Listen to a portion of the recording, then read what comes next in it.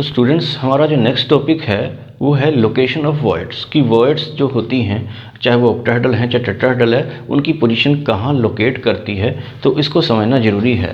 तो जैसे आपने ये पढ़ा था कि ये सीसीपी अरेंजमेंट है, CCP means cubic close packing, उसमें या एफसीसी वही है, एफसीसी में आपको याद होगा कि number of atom per unit cell कितने होते हैं 4। उसमें आपने कैलकुलेट किया था कि वो कॉर्नर पे होते हैं 8 तो 1/8 किया, फिर उसमें फेस सेंटर्ड पे होते हैं 6 होते हैं तो वो 1/2 किया तो 3 आ गया। तो इस तरह से number of atom per unit cell face centered cubic में या सीसीपी में वो होते हैं 4। तो आपको याद है कि जितने नंबर ऑफ एटम्स होते हैं पर यूनिट सेल तो उतनी ही होती हैं ऑक्टाहेड्रल वॉइड। तो ऑक्टाहेड्रल वॉइड होंगी कितनी, 4 होंगी। और टेट्राहेड्रल वॉइड आपको याद है कि उससे डबल होती हैं, तो वो टेट्राहेड्रल वॉइड हो जाएंगी 8। लेकिन वो कहाँ होंगी उस यूनिट सेल में, ये आपको जानने की कोशिश करनी है, समझना है कि उनकी लोकेशन कहाँ आती है। तो लोकेशन ऑफ वॉइड्स को हम स्टडी करते हैं इसी केस में, क्यूबिक क्लोज पैकिंग के केस में। तो उसके लिए हम ये बना लेते हैं, एक क्यूब बना लेते हैं जैसे पहले आपको बनाया गया था। तो इस टाइप से आपको इसकी प्रैक्टिस हो गई होगी क्यूब की कैसे बनाते हैं। और इसमें मैं आपको पहले बताता हूँ कि ऑक्टाहेड्रल वॉइड्स कहाँ लोकेट करती हैं। तो ज़रा ये समझ लेते हैं ऑक्टाहेड्रल वॉइड्स की लोकेशन कहाँ है। तो ऑक्टाहेड्रल वॉइड्स की जो लोकेशन होती है वो होती है एज सेंटर पर प्लस बॉडी सेंटर पर। एज सेंटर का मतलब होता है कि जितनी इसकी साइड्स हैं सभी पर एक ऑक्टाहेड्रल वॉइड वही है which is surrounded by 6 spheres जो आपने पहले पढ़ रखी है।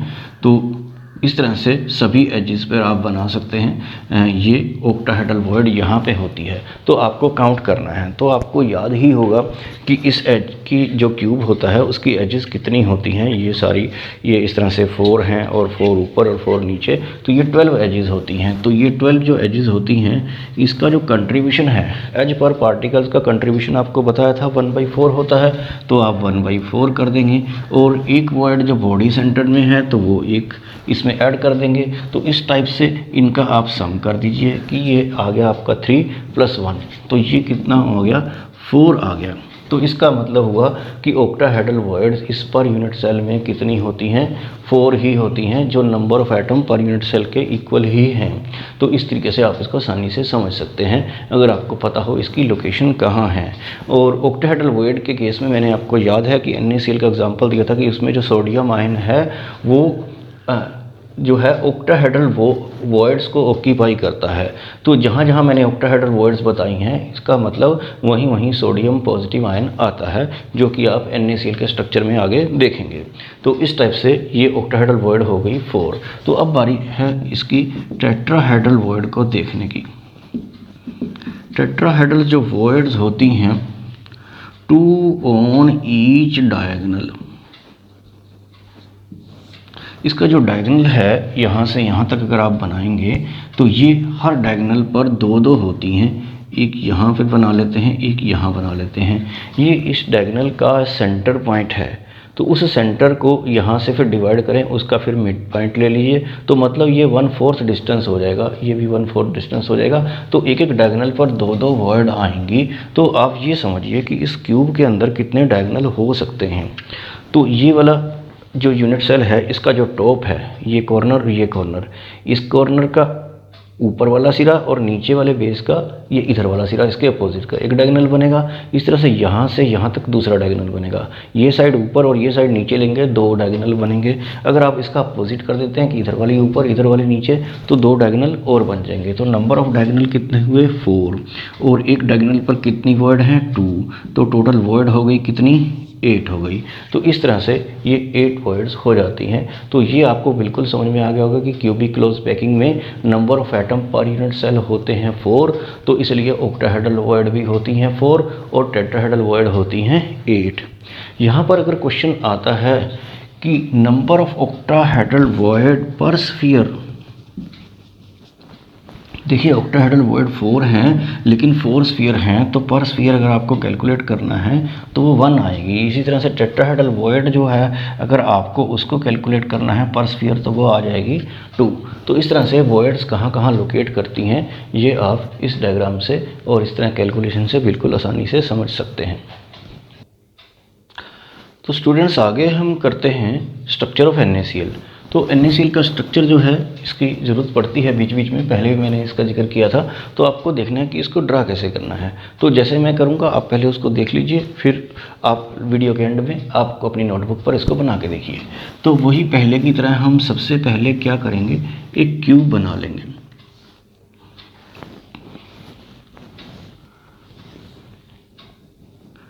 थोड़ा सा ये क्यूब इस तरीके से आप बना सकते हैं। अब आपको इसको एक प्लेन से डिवाइड करना है। यहाँ पर मैं एक ऐसे प्लेन गुजार देता हूँ। तो आपको ये 3 प्लेन आपको इस साइड में नज़र आ रहे हैं, ये और ये और ये। अब एक हॉरिजॉन्टल प्लेन ले लेते हैं, ये हॉरिजॉन्टल प्लेन हो गया सेकंड वाला। एक प्लेन हम आगे वाले फेस और दूसरे पीछे वाला, उनके बीच में एक प्लेन गुजार देते हैं।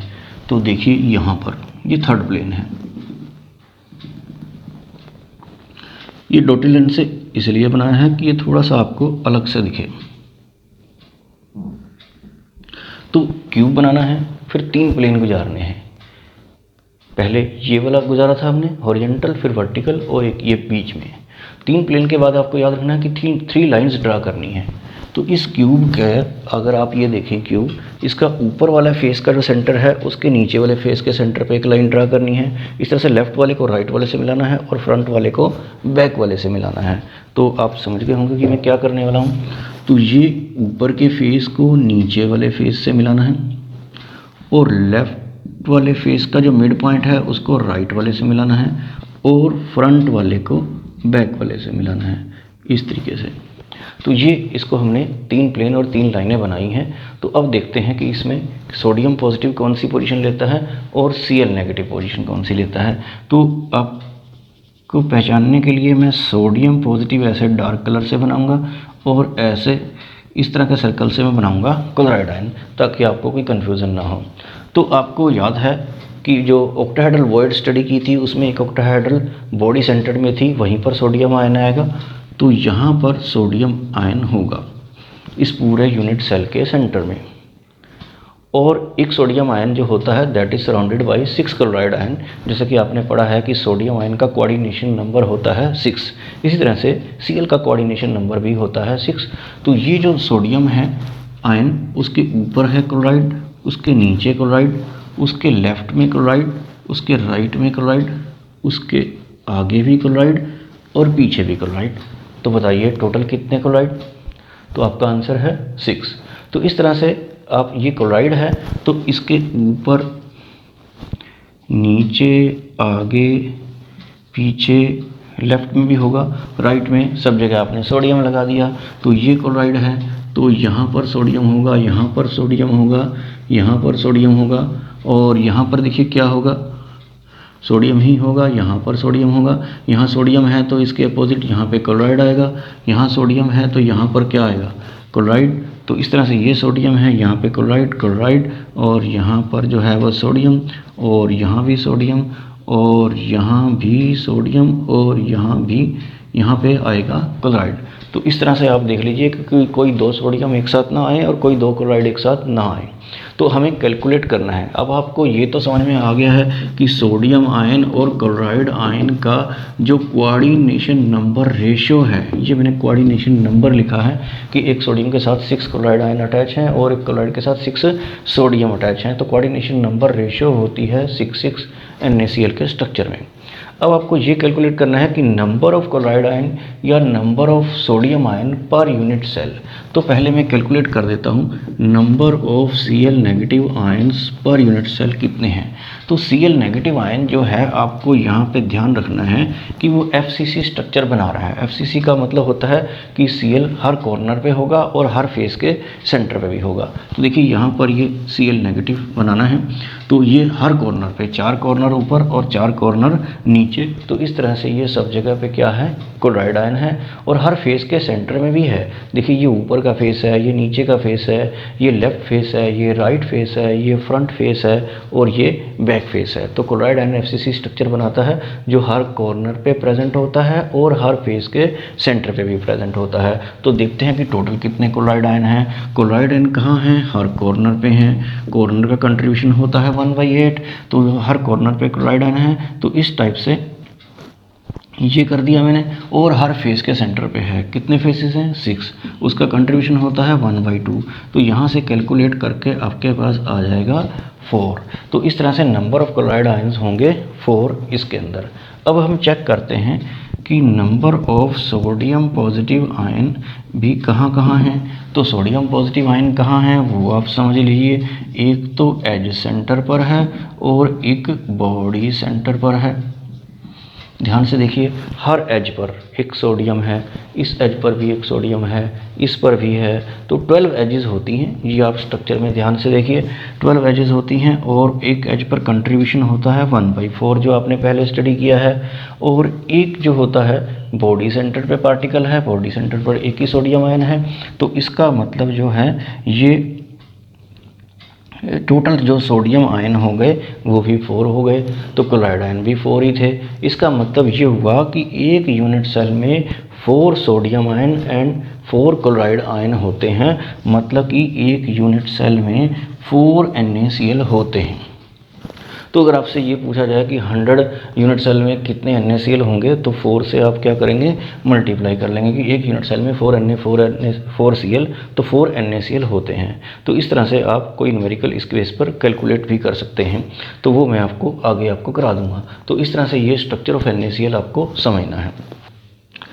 तो बच्चों आगे हम स्ट्रक्चर ऑफ सीजियम क्लोराइड भी देख सकते हैं। तो सीजियम क्लोराइड का जो स्ट्रक्चर है वो आपको याद होगा, जब मैंने बताया था कि बॉडी सेंटर स्ट्रक्चर होता है जिसमें क्लोराइड आयंस जो होते हैं वो कॉर्नर पर प्रेजेंट होते हैं और सीजियम जो पॉजिटिव आयन है वो बॉडी सेंटर में प्रेजेंट होता है। तो इसका स्ट्रक्चर आप बड़ी आसानी से बना सकते हैं।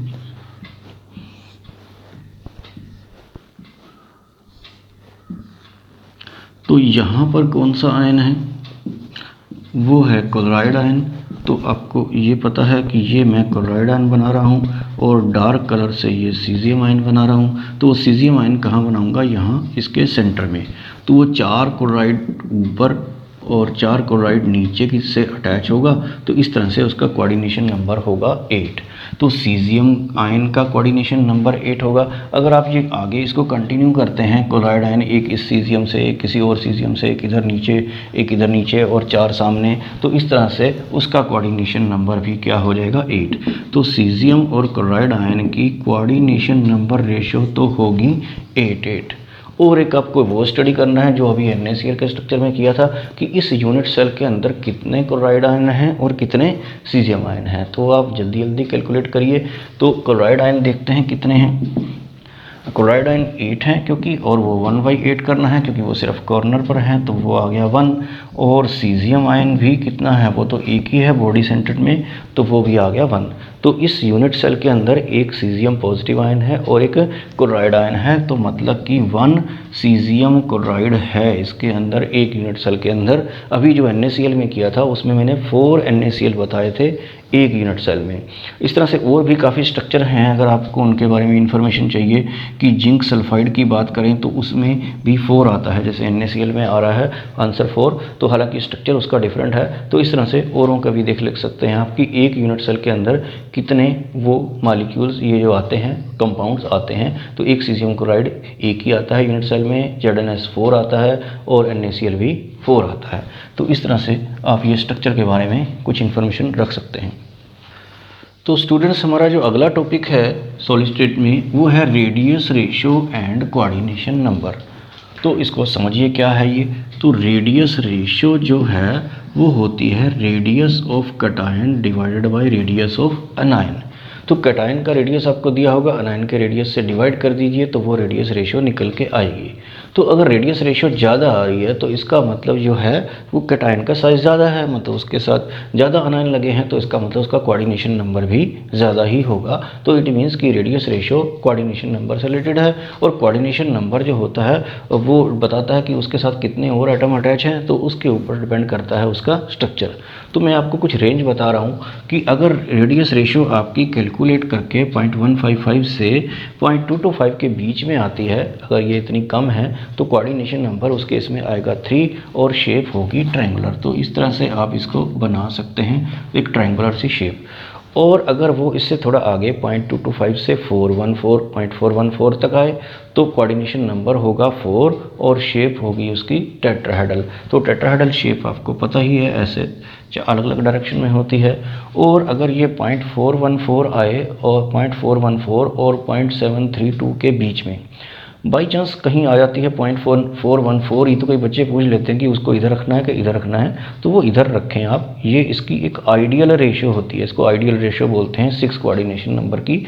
यहाँ से इसको स्टार्ट करना है, तो इसके बीच में आए तो शेप हो जाएगी ऑक्टाहेड्रल और कोऑर्डिनेशन नंबर होगा 6।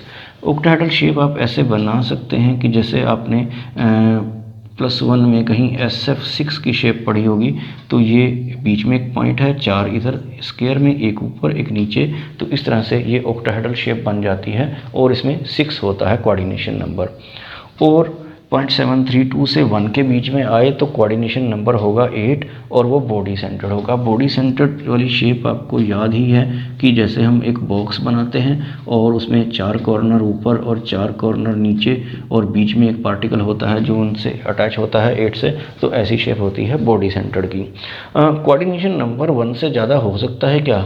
तो 1 से ज़्यादा होने की कोई चांस नहीं लग रहे हैं, क्योंकि कैटायन जो है that is always smaller than अनायन। तो इस तरह से आपको जो भी कोई न्यूमेरिकल मिलेगा, तो मैं बहुत सिंपल न्यूमेरिकल आपको नहीं कराने वाला हूँ, वो आप अपने आप ही कर लेना, क्योंकि कैटायन का रेडियस लिखेंगे, अनायन का लिखेंगे, उनको जस्ट डिवाइड करेंगे। और अगर वो डिवाइड करके, सपोज मैं आपको एग्जाम्पल दे देता हूँ, सपोज किसी केस में 0.5 आ जाता है तो उसका कोऑर्डिनेशन नंबर पूछा जाएगा।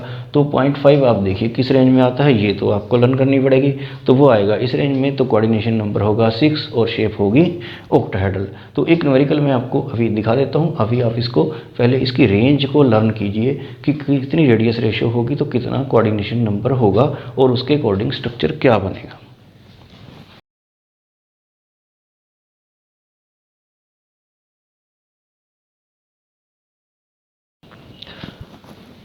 तो नेक्स्ट एक क्वेश्चन देख लेते हैं इसी बेस पर कि कोई सॉलिड है A पॉजिटिव B नेगेटिव जिसका NaCl टाइप का स्ट्रक्चर है। तो आपको याद है ना NaCl में उसमें कोऑर्डिनेशन नंबर 6 होता है। इफ़ अनायन हैज़ रेडियस, ये अनायन का रेडियस दिया है 250 picometer, what should be the ideal radius for cation. तो यहाँ तक पहले देखना है आपको कि कैटायन का रेडियस आइडियल क्या हो सकता है। फिर आगे पूछा है कि कैटायन, एक और कैटायन है वो जिसका रेडियस इतना दिया है, तो क्या वो उसकी टेट्राहेड्रल वॉइड में जा सकता है सिलेक्ट करके। तो देखना पड़ेगा कि टेट्राहेड्रल वॉइड का रेडियस कितना है। तो इस तरह क्वेश्चन से कई बार बच्चे कन्फ्यूज़ हो जाते हैं, तो आप इसको 2 अलग अलग पार्ट में कर लीजिए। तो NaCl टाइप का स्ट्रक्चर है, तो रेडियस रेशियो क्या होती है, radius of cation divided by radius of अनायन। तो आइडियल रेशियो जो रेंज थी 6 की वो 0.414 से 0.732 थी, तो जिसमें मैंने आइडियल बताया था 0.414। तो इनका जो ये आइडियल रेशियो होगी 0.414 होगी NaCl के लिए। तो यहाँ इसको कैलकुलेट कर लेते हैं। रेडियस ये पूछा है कि आइडियल रेडियस किसका पूछा है, कैटायन का। तो हमें कैटायन का निकालना है, तो इट मीन्स कि अनायन का हमें दिया होगा। तो ये अनायन का ये 0.414 इंटू रेडियस ऑफ अनायन, और रेडियस ऑफ अनायन दिया है हमें कितना 250। तो इसको 250 से मल्टीप्लाई कर लेना, तो ये जितना भी आएगा अप्रोक्सीमेटली 103 पॉइंट समथिंग आएगा।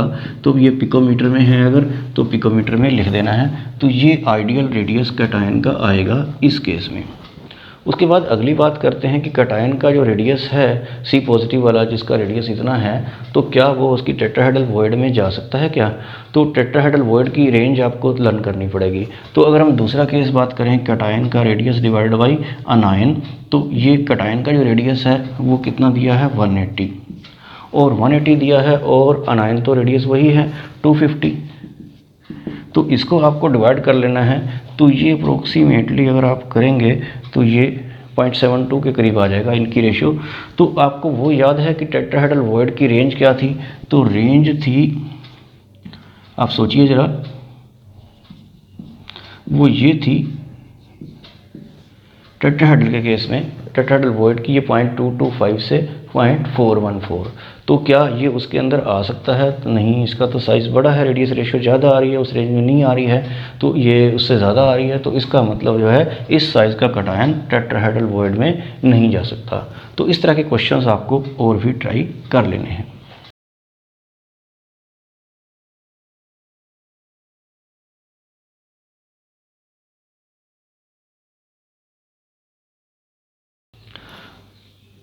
तो हम अगला टॉपिक स्टार्ट करते हैं, relation between a d and r.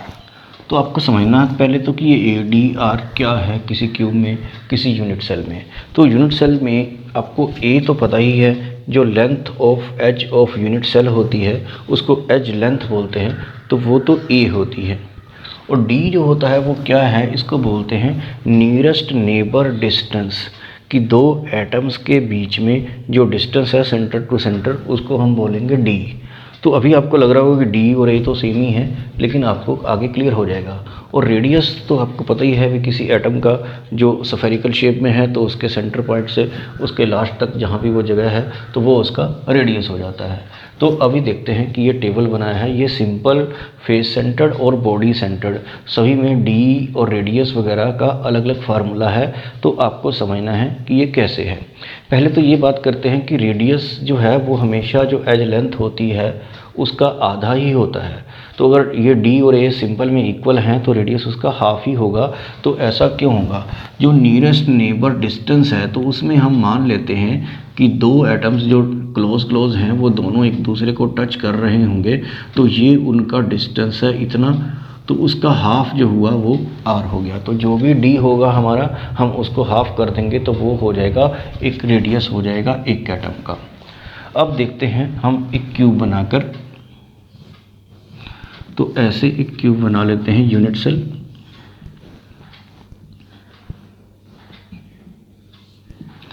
तो अभी मैं आपको सिंपल के बारे में बता देता हूँ। सिंपल में पार्टिकल्स कहाँ हैं? सिर्फ कॉर्नर पर हैं। तो ये जो लेंथ है क्यूब की ये तो ए है, और क्योंकि बीच में कोई एटम है ही नहीं तो उसमें क्या होता है कि जो अगर बीच में एटम होता तो वो नियरेस्ट डिस्टेंस ये हो जाता। जैसे कि NaCl में आपको याद है कि यहाँ Cl था और बीच में Na था, तो उसमें जो D होता है वो A का हाफ होता है।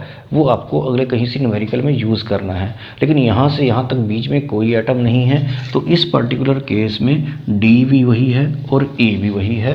तो ये बात तो आपको क्लियर होगी कि सिंपल के केस में D और A सेम ही है, और रेडियस जो भी ये आया है उसका हाफ ही करना है, तो ये a/2 हो जाता है। तो अगर सिंपल यूनिट सेल में आपको a दिया है तो उसका रेडियस कैलकुलेट करना है तो ये आ जाएगा, और डिस्टेंस नियरेस्ट नेबर डिस्टेंस जो है वो यही होगा। तो इसमें बिल्कुल भी मुश्किल नहीं है। तो आगे FCC जो फेस सेंटर्ड क्यूबिक है उसमें देखते हैं। फेस सेंटर्ड क्यूबिक में आपको याद है कि एक पार्टिकल फेस के सेंटर में भी होता है। तो एक पार्टिकल फेस के सेंटर में होता है तो मैं ऊपर एक डायगोनल बना लेता हूँ और ऐसे बना लेता हूँ। तो आपको याद है ये हमने पिछले कहीं डेरिवेशन में इसको ABC ऐसे लिया था। तो ये यहाँ से यहाँ तक तो A है और ये D नहीं है इस केस में, फेस सेंटर के केस में। तो ये यहाँ से यहाँ तक भी A है, तो ये AB भी क्या है? A है। तो ये आप देख सकते हैं, इसको ऐसे समझ लीजिए। तो ये AB है और ये BC है और ये डायगोनल जो हो गया AC हो गया। तो ये अब की बार नियरेस्ट नेबर डिस्टेंस होगा जिसको हम D से रिप्रेजेंट करेंगे। नियरेस्ट नेबर डिस्टेंस होगा ये, मतलब ये AC का हाफ होगा। तो AC आप पहले कैलकुलेट कर लीजिए इस तरीके से, इसका स्क्वायर और इसका स्क्वायर BC का स्क्वायर और अंडर द रूट। तो आपको पता है जिसे हम फेस डायगोनल बोलते थे, जो पिछली वीडियो में बताया गया था, ये आ जाता था फेस डायगोनल √2a। तो ये √2a आ जाता था, और इसका हाफ करके आपको नियरेस्ट नेबर डिस्टेंस निकालना है। तो ये इसका हाफ करेंगे तो ये 1/√2 ही आ जाएगा, जो कि हमने यहाँ पे लिखा है, और साथ में यहाँ पे a भी है। तो nearest neighbour distance face centered cubic में होता है ये, और इसको फर्दर 2 से डिवाइड करेंगे तो वो उसका आ जाएगा रेडियस। तो अगर आपको कोई फेस सेंटर्ड का न्यूमेरिकल आता है, उसमें ए दिया है, आर निकालना है, या आर दिया है तो ए निकालना है, तो उस न्यूमेरिकल में ऐसा मैं आपको एक न्यूमेरिकल दूंगा अभी, तो उसमें ऐसे लिख लेना है, और अगर आपको ए कैलकुलेट करना है तो ये इधर मल्टीप्लाई हो जाएगा, और √2 की वैल्यू आपको याद होगी 1.414, अगर ये 500 या कुछ भी दिया है तो ये उससे मल्टीप्लाई हो जाएगा। तो इस बेस पे आप न्यूमेरिकल कर सकते हैं बड़े आराम से, तो उसमें कोई प्रॉब्लम नहीं है। तो फेस सेंटर्ड, ये बस फार्मूला जरूर याद रखना है। और कभी कभी ये नहीं समझ में आता कि ए लिखना है कि डी लिखना है, जो वैल्यू दी है आपको, तो length of edge of unit cell या एज लेंथ ये वर्ड यूज़ किया होगा तो वो ए होगा। अगर नियरेस्ट नेबर डिस्टेंस या सिंपली डिस्टेंस लिखा है तो वो डी होगा। सिर्फ सिंपल में ही है कि डी और ए इक्वल होते हैं, लेकिन एफसीसी में डी जो है वो इसके इक्वल होगा जितना ए दिया होगा। तो यहाँ पे इसको आगे 1/√2 से आपको करना पड़ेगा मल्टीप्लाई। तो इस तरह से आपका वो डी कैलकुलेट हो जाएगा। तो अब बारी है कि बॉडी सेंटर्ड क्यूबिक में ये फार्मूला कैसे आया है। तो बॉडी सेंटर्ड क्यूबिक में एक पार्टिकल होता है बॉडी के सेंटर में, तो आप बॉडी के सेंटर में एक बॉडी डायगोनल बनाना पड़ेगा। तो बॉडी डायगोनल बनाने के लिए आपको ये भी एक इधर मिला देते हैं, और ये यहाँ से यहाँ के बीच में सेंटर में एक पार्टिकल होगा। तो अगर आपने ये वाला डायगोनल √2a निकाल लिया था तो ये भी एक राइट एंगल ट्राइंगल है, इसका स्क्वायर प्लस इसका स्क्वायर रूट। तो इस तरीके से जब आप ये निकालेंगे तो ये आ जाएगा आपके पास √3a। तो √3a आ जाएगा, तो उसका आपको करना है हाफ, ताकि नियरेस्ट नेबर डिस्टेंस निकल जाए। तो ये डिस्टेंस उसके केस में होगा, जब आप हाफ करेंगे √3 का तो वो आ जाएगा √3.2a। तो इस तरीके से बॉडी सेंटर्ड क्यूबिक में, जैसे कि सीजियम क्लोराइड की अगर बात करते हैं तो उसमें स्ट्रक्चर जो बॉडी सेंटर्ड ही होता है, उसमें नियरेस्ट नेबर डिस्टेंस आपको निकालना है तो वो √3/2a पुट करना है। a आपको दिया होगा तो वो d आपका कैलकुलेट हो जाएगा। लेकिन फिर आपको प्रॉब्लम रहेगी कि √3 की वैल्यू आपको बता देता हूँ 1.732, तो ये आएगी। तो सीजियम क्लोराइड के केस में आपको ये वाला फार्मूला लगाना है, और d और a में रिलेशन आ जाएगा। अगर रेडियस निकालना है तो यहाँ पे 2 की जगह आपको 4 लिखना है। तो उम्मीद है कि आप ये फार्मूला ये भी समझ गए होंगे कि ये कहाँ से आया है, किस तरीके से हमने निकाला है। और अगर आपको ये पता है कि डी क्या है, ए क्या है, आप न्यूमेरिकल में उसको देखिए, समझिए, और इस तरह से आप न्यूमेरिकल करने की कोशिश कीजिए। अगली स्लाइड में वो न्यूमेरिकल दिए होंगे, तो आप ये बड़ी आसानी से कर सकते हैं।